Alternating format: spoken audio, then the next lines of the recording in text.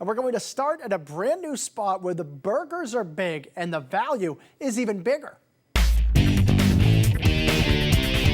How would you eat a big, beefy, hand-packed burger dripping with sauce and stacked with toppings? Put it together, cut it, and attack it. I'm a cutter. I cut it into fours, actually. I started to cut it, and my girlfriend said, no, just eat it. Whether you smush it, slice it, or just have at it, the burgers at jW's Burger Bar in Scituate all have one thing in common. They're ridiculously juicy. Some people cut them. I think that's the smartest thing to do. They're so big, they kind of like drip down your neck and on your face. They're a handful. They grab two hands and they take a bite and it goes all over the place, but they love them. That's Joni Wilson, the JW in jW's Burger Bar, who along with her husband Jimmy Burke can be found cooking up all-natural beef burgers topped with everything from spinach, roasted peppers, and mozzarella to slow-roasted onions caramelized in port wine and Stilton cheese. I think blue cheese and beef go really well, like sort of apple pie and ice cream. I think it's a great combination. Then you throw in the caramelized onions with the port wine, and it really is a great, great flavor.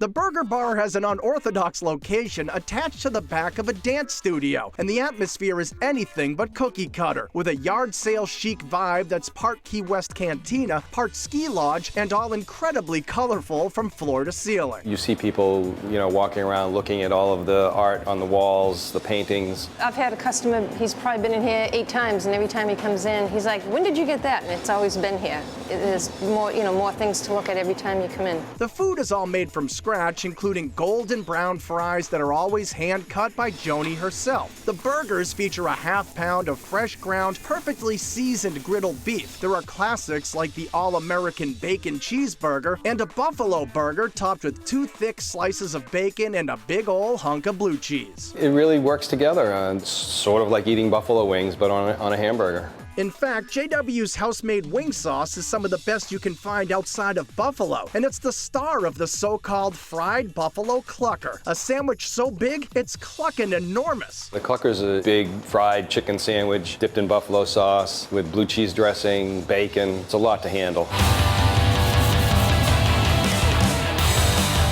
In addition to buffalo wings and burgers, they also specialize in barbecue here. And some of the platters are so oversized, they're served on a tray instead of a plate, along with a side of golden buttery griddled cornbread. From the pulled pork to the baby back ribs, everything is dry rubbed and slow smoked. But you'll have to sauce it yourself, because this stuff is served the way authentic barbecue should be, completely naked. Traditionally, you don't sauce barbecue in the kitchen.